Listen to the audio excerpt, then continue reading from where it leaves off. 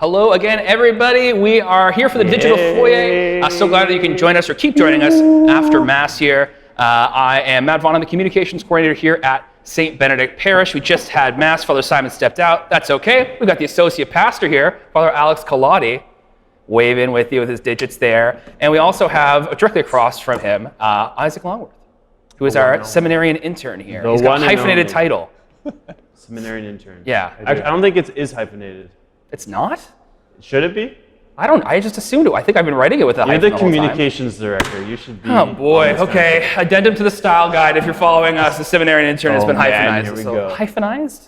I'm losing it right now. It's All Saints, and so I'm feeling a little bit loopy. Actually, before Mass started, I was starting to read off all the saints. I'm wondering, can I... All the saints? Yeah, can I keep going? All the saints. I got as far as St. Anastasius the 18th. I gotta say, I don't know if we could get through them all. Anastasius the 19th, Anastasius the 20th, St. Anastasius, oh boy. St. Anastasius the Fuller? There's like 50, there's like almost 20 There's a lot of different saints. I don't know if we could get through do you guys have any favorite, do you have like a favorite saint, like number one with the bullet, Father Alex? Oh, I feel like, okay, my favorite saint changes over the years and the seasons. It's kind of like, depends what I'm into or what I'm struggling with. Music or something? You know, well, it kind of is. It's like... You just like country saints, they're like more hip-hop saints. They're like friends, right? They're like friends. In different seasons of your life, Sure. you're closer to certain friends than others. And so, you know... Okay, well, in that case, I want to ask, which saints have you like fallen out of contact?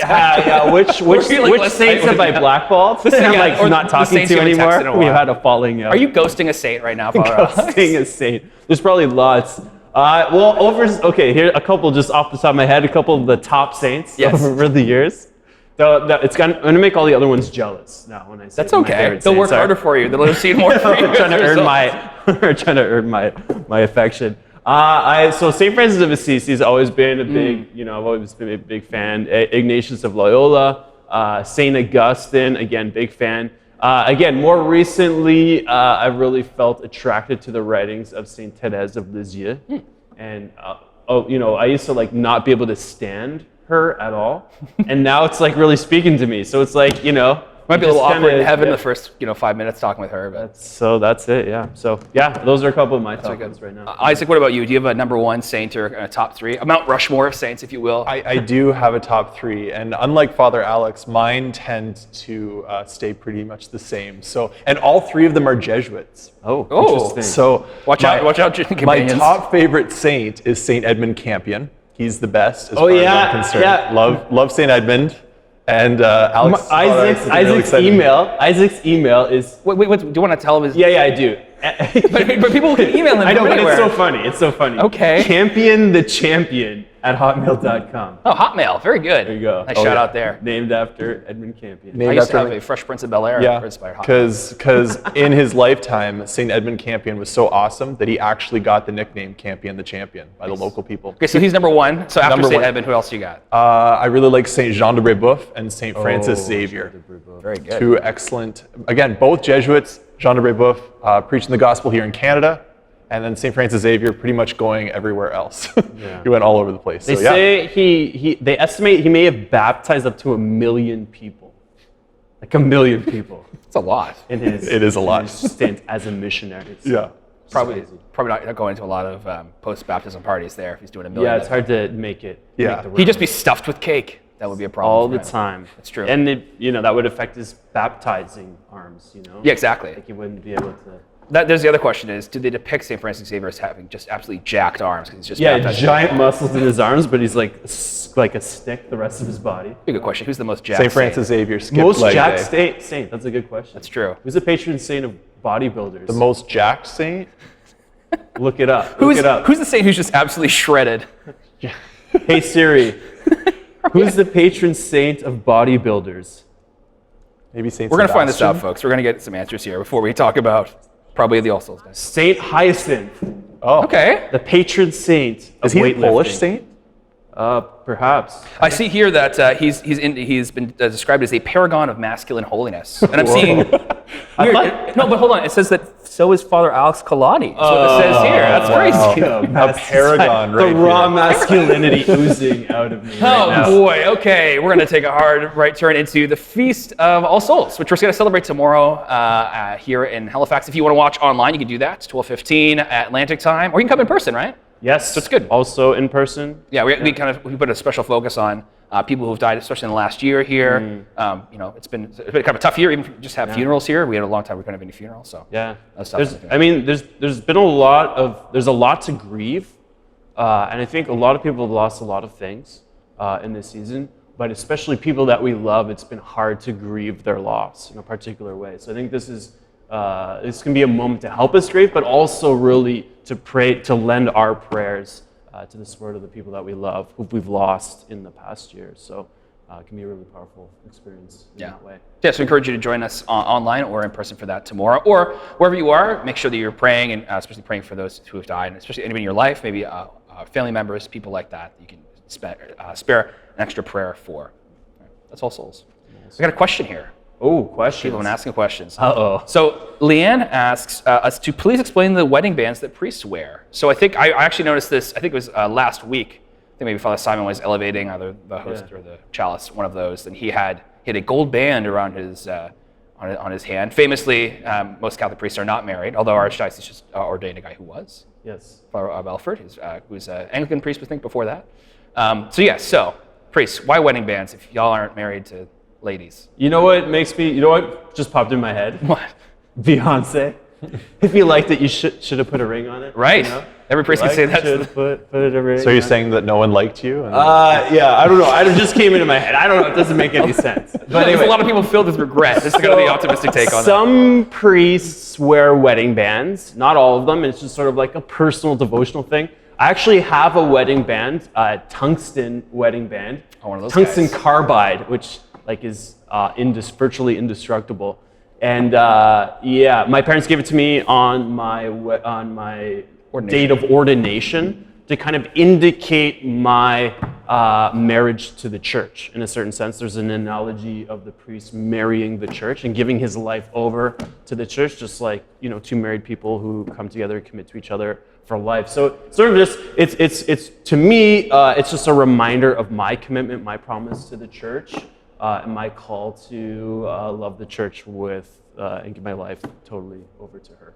So that's just sort of a kind of personal devotional thing. Some priests wear them, some priests don't. And it's good to be out in public, and I'm wearing like a wedding ring, right? So just kind of a lady stay back kind of thing. Yeah, that's right. When I'm going grocery shopping, picking out the fruit. That would otherwise be a problem. Yes. Just getting approached too often in the grocery store. All the time. A common problem we all understand. Yeah. We all have that problem. Isaac, have you thought about whether or not you'd wear one if, God willing, you become a priest? A wedding band specifically? I've thought about it. Yeah. I haven't decided yet. I was given a ring at my confirmation to kind of mark that, but I never liked wearing rings, and I thought they looked really weird on me, so I never really got into it. But I know even some seminarians wear rings as a form of engagement, kind of going along with the analogy, the same thing. And it's also a way, especially since seminarians don't wear clerics, so we don't wear the collar, so it's harder for people to know that we're in this lifestyle. So wearing a ring actually does work to kind of let people know that you're taken by the church. So yeah.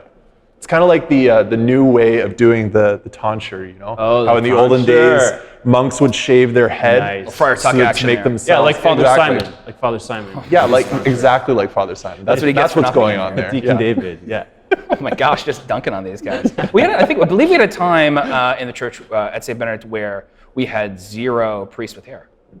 0 priests here. With hair. Before you, Zero priests with hair. Father Jim, You're the first priest with hair. Look at that. Deacon David didn't. Father Simon rather. Yeah, it was like, if you want shampooing tips, do not come here. Oh boy. Yeah. Now we got some good coiffs. That's I'm grateful for. Some coiffs. That's true. What's the coif? So Father Alex, I see you have a sheet in front of you with some life group information. Yeah, great, exciting update on life groups. We now have over 120 people. Sorry, not 100. Read the paper again. Okay, let me hear it. We now have over 200 people new people signed up. I see that paper. That says 190. I know, but there's been new sign-ups since this was printed. I saw that was given to me like an hour ago. So hot off the press, even hotter than this sheet of paper, is the news that we have over 200 people signed up in life groups now. We've broken so there's 190 plus 15 people who have signed up in the last kind of 24 hours. It's not too late to sign up, is what you're telling me. It's not too late. So if you're slamming this Welcome Center a lot right now. So I'm just so excited. 200 people, come on, it's amazing. Oh, Paul is not going to love the audio on that at all. Our buddy in the back.